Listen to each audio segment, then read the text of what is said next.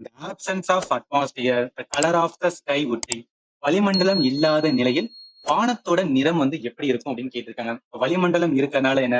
நம்மளோட வானம் என்ன கலர்ல இருக்குன்னா, நீல கலர்ல இருக்கு ரைட்டா? இந்த கேள்விக்கு ஆன்சர் நீல கலர் கிடையாது. என்னன்னா வளிமண்டலம் இருக்கும்போது. அவன் என்ன கேட்டிருக்கான்? வளிமண்டலம் இல்லாத போது வந்து என்ன கலர்ல இருக்குன்னு கேட்டிருக்காங்க. முதல்ல வளிமண்டலம் இருக்கும்போது ஏன் நீல கலர் இருக்குன்னு சொல்லி வந்து நம்ம லேர்ன் பண்ணிக்கலாம். அதை வச்சு ஆன்சர் பண்ணிடலாம். இதுக்கும் என்னன்னா, இதுக்கு முன்னாடி அந்த ரேலேஸ் கேட்டகரி பார்த்தோம்ல, அதே கான்செப்ட் தான். அந்த ரேலேஸ் கேட்டகரி அவர் என்ன சொல்லுவாரு? இதுக்கு முன்னாடி தான் பார்த்தோம். அதாவது ஷார்ட்டரான வேவ் லென்த் பாருங்க. ஷார்ட்டரான வேவ் லென்த்தான கலரு நல்லா ஸ்கேட்டர் ஆகும். லாங்கரான வேவ் லென்த்தை விட லாங்கரான வேவ் லென்த் கொண்டது என்ன கலர்? நம்ம விப்ஜிஆர் பார்த்திருப்போம். So VIBGYOR. So விப்ஜிஆர்ல இருக்கலே அதிகமான வேவ் லென்த் எது கொண்டிருக்கும்? வயலட் ஆனது இது ஃப்ரீக்வன்சி ஹையா இருக்கும். அதனால வேவ் லென்த் ஃப்ரீக்வன்சி ஹையா இருக்கும். வேவ் லென்த் கம்மியா இருக்கும். ஆனா இத ஃப்ரீக்வன்சி லோவா இருக்கும். அதனால வேவ் லென்த் வந்து ஹையா இருக்கும். வயலட்டுக்கு தான் கம்மியான வேவ் லென்த். அப்ப என்ன? வயலட் தான் அதிகமா ஸ்கேட்டர் ஆகும். அதுக்கப்புறம் இண்டிகோ கலரு, அதுக்கப்புறம் தான் ப்ளூ கலரு.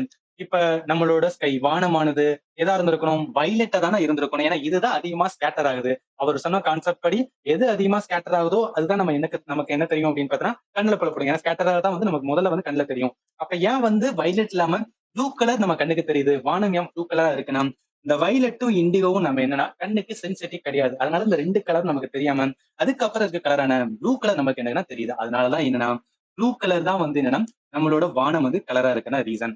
இதுலயே இன்னொரு கான்செப்ட் இருக்கும். அது என்ன? சூரியன் உதிக்கும் போதும் மறையும் போதும் ஏன் சூரியனோட கலர் சிவப்பு கலரா இருக்கு? அதே இது நம்ம மதியம் எல்லாம் பார்க்கும்போது வந்து சூரியனோட கலர் வந்து சிவப்பு கலர்ல இருக்காது.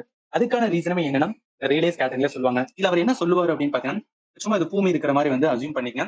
இப்ப சூரியன் வந்து நிறைய மதிய டைம்ல இருக்கும்போது இதோட டிஸ்டன்ஸ் என்ன இருக்குன்னா கம்மியா இருக்குன்னு சொல்லுவாங்க. அதே இது உதிக்கும் போதும் மறையும் போதும் அப்ப பார்க்கும்போது அந்த டிஸ்டன்ஸ் வந்து அதிகமா இருக்குமா.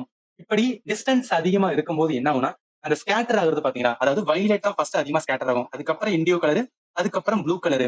இப்படி ஸ்கேட்டர் ஆயிட்டு இருக்கும் போது இங்க பாருங்க. அந்த ப்ளூ லைட் வந்து என்ன ஆகும்னா நல்லா ஸ்கேட்டர் ஆயிரும். ஸ்கேட்டர் மீன்ஸ் ஸ்கேட்டர் ஆகி சிதறடிச்சு அந்த கலரே தெரியாத மாதிரி மாறிடுமா. அப்படி கலரே தெரியாம போனதுக்கு அப்புறம் அடுத்து இருக்கிற கலரான விப்ஜியால ப்ளூ கலர் போயிடுச்சுன்னா அதுக்கப்புறம் கிரீன் கலர், அதுக்கப்புறம் எல்லோ கலர், அதுக்கப்புறம் ஆரஞ்சு, அதுக்கப்புறம் ரெட். இந்த கலர் எல்லாமே என்ன? அதோட லென்த் அதிகமானால, அதாவது அதுல இருந்து வர சூரிய ஒளி வந்து வர்றதுக்கான டிஸ்டன்ஸ் அதிகமா இருக்கனால இருக்கிற எல்லா கலருமே ஸ்கேட்டர் ஆகி மொத்தமா முடிஞ்சதுக்கு அப்புறம் ஃபைனலா இருக்கிற கலரான ரெட் கலர் மட்டும் வந்து நம்ம கண்ணுல படுமா. அதனாலதான் என்னன்னா இந்த சூரியன் உதிக்கும் போதும் மறையும் போதும் அது ஏன் சிவப்பு கலர்ல இருக்குன்னா அதுக்கான ரீசன் வந்து இதுதான் சொல்றாங்க. கான்செப்ட் ஸ்கேட்டரிங் தான். இந்த ஸ்கேட்டரிங் யாரு சொல்லியிருப்பானா? ரேலே என்பவர் சொல்லியிருப்பாரு. அதனால டைரக்டா கொஸ்டினே கேட்பாங்க. என்ன கேட்பாங்கன்னா, ஏன் வந்து என்னன்னா வானம் நீல கலர்ல இருக்கு? இல்ல சூரியன் சிவப்பு கலர்ல இருக்கு உதியும் போது மறையும் போது. இதுக்கு கான்செப்ட் இவர சொன்னதுதான் ரேலே ஸ்கேட்டரிங்.